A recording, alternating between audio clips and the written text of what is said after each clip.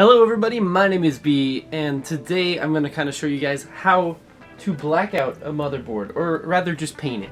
So this is a motherboard.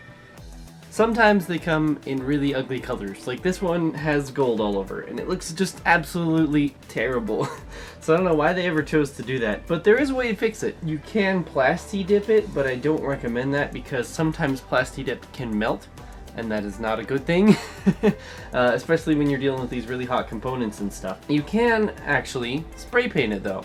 Now normally the only things that are going to be really colored are either going to be like stuff like the PCI slots and RAM slots, which you're pretty much screwed with if that is the case. There's really no particular way unless you want to go in there with like a actual paintbrush or something, or like a nail polish or something.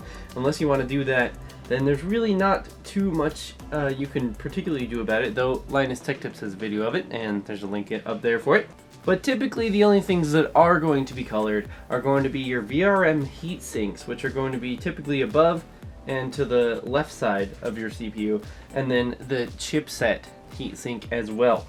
So I can show you how to do that on this Asus Z97-A board, but it should be fairly similar for really any other board that you're using. Now, these components are attached to the motherboard in a certain way. Now, usually the heatsink or the chipset heatsink is almost always attached with just a couple Phillips screws, so that's super easy to take apart.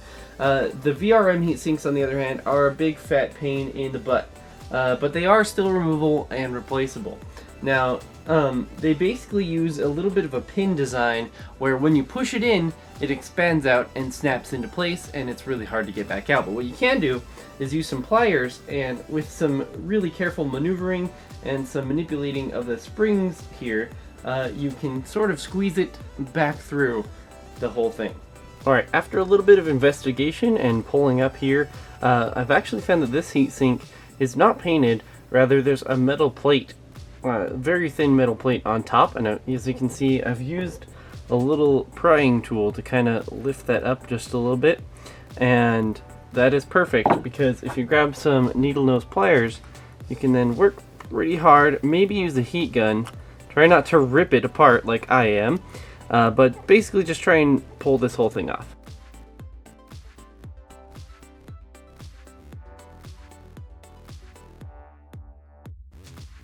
Alright, so as you saw, I actually found it was really easy. Once you get a good bit of it up, then you can just grab it and roll, and the whole thing comes off super easy if you just do that. And you notice there's a few scratch marks here, and there's actually the little holes for the, the screw bits on the other side. So I would advise painting this over again, and but if you do it a little cleaner than I did, you can keep the original color. Alright, now that we've actually taken off the heat sinks from the VRMs, they were actually just black underneath, and there was just a small metal piece that was gold colored. So we're just going to take that and paint that.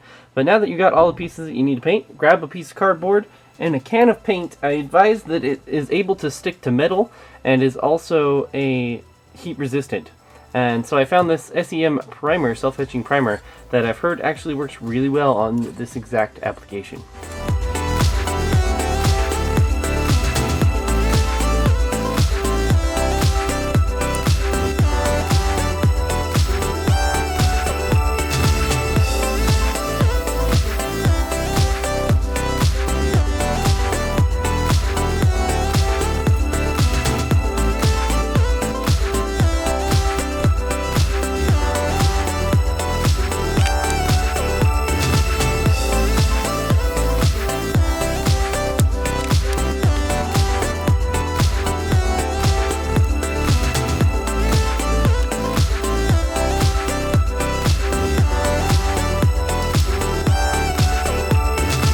Alrighty guys, we are all done, and this looks pretty dang great. Now you can see there's a few imperfections, especially on this from where I actually deeply scratched it, and there's really no covering that up.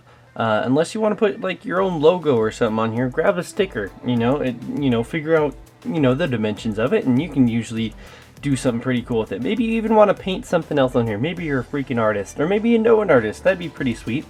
But the paint on the lower half of these is a lot more matte than the paint that's on here. It's still matte, but it's slightly more shiny, and I actually like the little bit of contrast there is there.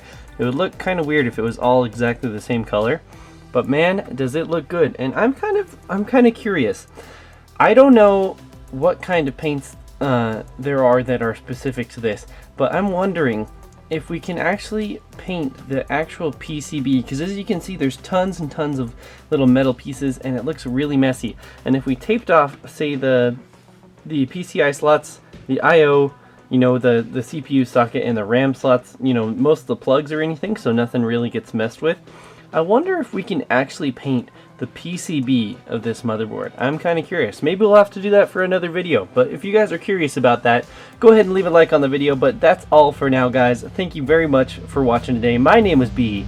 Be sure to subscribe if you want to learn more about any kind of tech topics, and I'll see you in the next one.